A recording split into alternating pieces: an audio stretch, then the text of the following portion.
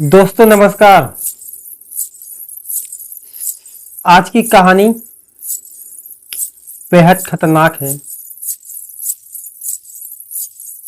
आज की कहानी क्राइम भी है और एक प्रेम की एक दर्दनाक कहानी सुनाऊंगा, जिसमें किस तरीके से एक पेशेंट से एक डॉक्टर को प्यार होता है, फिर दोनों शादी के बंधन में बंधते हैं।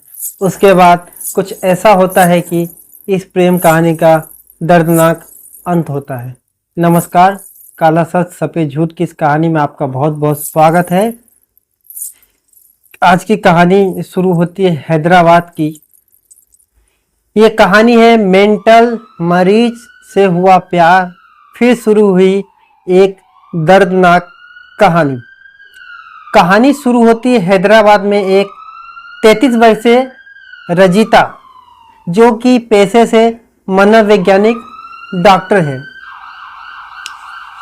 और वो एक हॉस्पिटल में इंटर्नशिप के तहत उसी के समक्ष एक मरीज आता है, रोहित नाम का व्यक्ति, जो कि मरीज है। अपना इलाज कराने के लिए उसी हॉस्पिटल,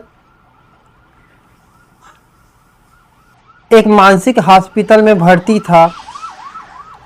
तो उसी दौरान ये रंजीता, जो कि एक डॉक्टर है, मनोवैज्ञानिक डॉक्टर है, रोहित नामक व्यक्ति का बाल मनोवैज्ञानिक के दौरान उससे मुलाकात होती है और वो उसका इलाज शुरू करता है। कुछ समय बाद ही उस मरीज का इलाज करते करते दोनों में नज़दीकियाँ होती है और ये मामला प्यार तक पहुंच जाता है। आप लोग जानते हैं कि प्यार रोग इतना खतरनाक होता है कि उससे कोई बच भी नहीं पाता, क्या डॉक्टर क्या मरीज। दोनों में प्यार हुआ, दोनों में वार्तालाप हुआ। फिर इसके बाद रंजीता ने अपने परिवार वालों को बताया रोहित के बारे में। आपको इसमें एक बात बता दें कि रोहित खुद को सॉफ्टवेयर इंजीनियर बताता था और रंजीता को कहते हैं कि मानसिक रूप से बांध लिया था अपने साथ। वो रंजीता से कहता था कि मैं कुछ समय बाद ही ठीक हो जाऊंगा, उसके बाद हम दोनों की लाइफ एक अच्छे सफ़र की तरह होगी। तो रंजीता को भी लगा कि हाँ, आने वाले समय में इसका इलाज चल ही रहा है, ये ठीक होगा, फिर उसके बाद हम लोगों का ज़िंदगी खुशहाल होगा। लेकिन उसे क्या पता था, उसने जो कहा क्या वो सच हुआ? क्या रंजीता सोची थी क्या उसी तरीके से हुआ?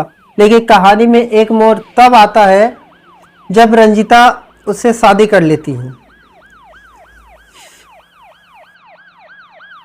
रंजीता अपने माता पिता को बताता है और माता पिता भी इस रिश्ते के लिए मान लेते हैं और रोहित से विवाह के बंधन में बंध जाते हैं। शादी के बाद रंजीता को समझ में आता है कि रोहित ना तो कोई काम करता है और ना ही उसका कोई प्रोफेशनल है। आप सोच सकते हैं कि शादी के कुछ ही समय बाद रंजीता की जिंदगी नरक बन जाती है। रोहित काम करना छोड़ दिया रहता है और शराब पार्टी ऐश आराम करता रहता है।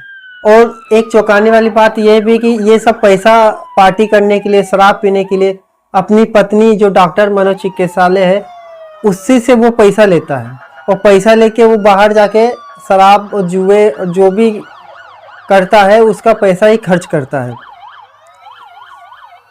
वो रंजीता की कमाई पर ऐसा आराम की जिंदगी जीना शुरू कर देता है और कहते हैं कि कुछ दिन में तो रंजीता को उसके बारे में पता चल गया, तो रंजीता पैसा देने से मना कर दिया। तो जब पैसा नहीं मिला तो उसके साथ मारपीट भी करना शुरू कर दिया। कहते हैं कि सफल और सम्मानित डॉक्टर की निजी जिंदगी में एक घना अंधेरा छा गया था।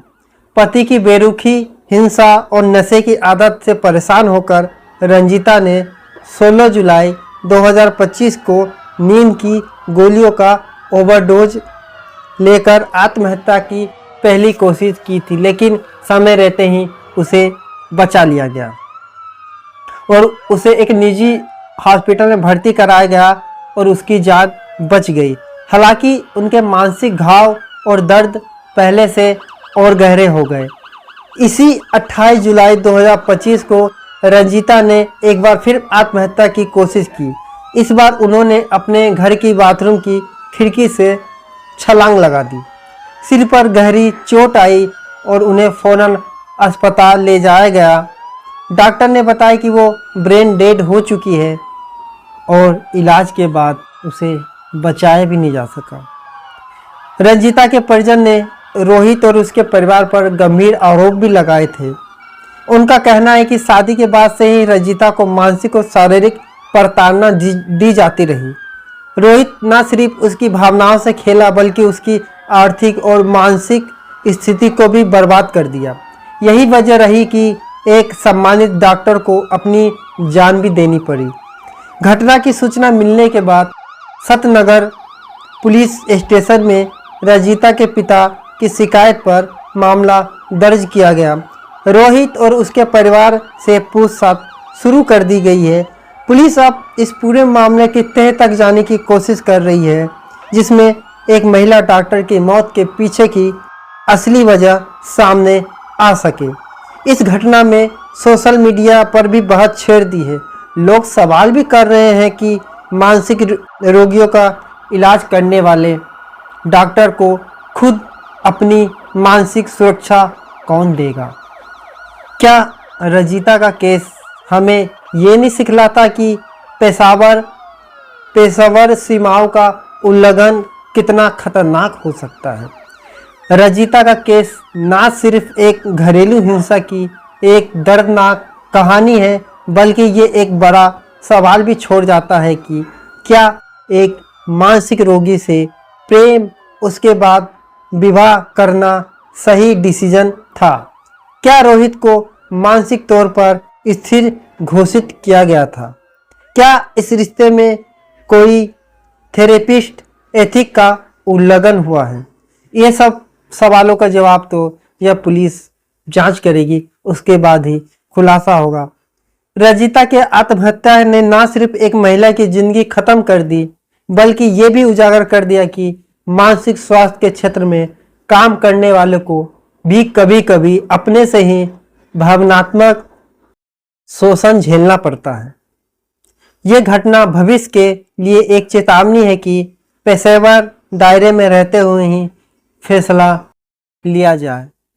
तो दोस्तों, ये कहानी कुछ इसी तरीके था कि एक मनोचिकित्सालय की डॉक्टर रंजीता के पास एक मरीज रोहित नाम का आता है और इलाज कराता है। उसके बाद धीरे धीरे दोनों में प्यार होता है, शादी होती है। लेकिन ये दोनों का रिश्ते में बताया कि झूठ प्रमुख था। रोहित उससे झूठ बोला कि मैं सॉफ्टवेयर इंजीनियर हूँ।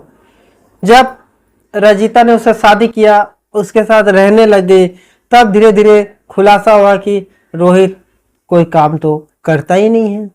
और उसके बाद पैसे अपनी पत्नी से मांगता है और पत्नी से पैसे लेकर वो जुआ शराब ऐशो आराम की जिंदगी जीता है।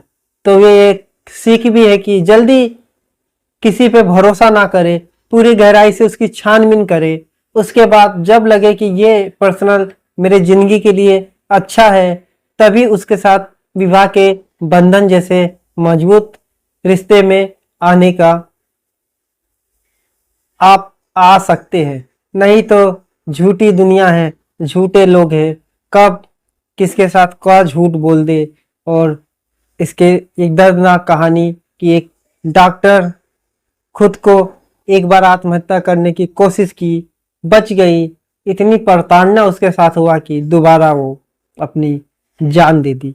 तो मेरा ये कहानी सुनाने का यही मकसद था कि एक डॉक्टर, एक रोगी, प्रेम, शादी, उसके बाद मौत का ये तमाशा आप देखे हो।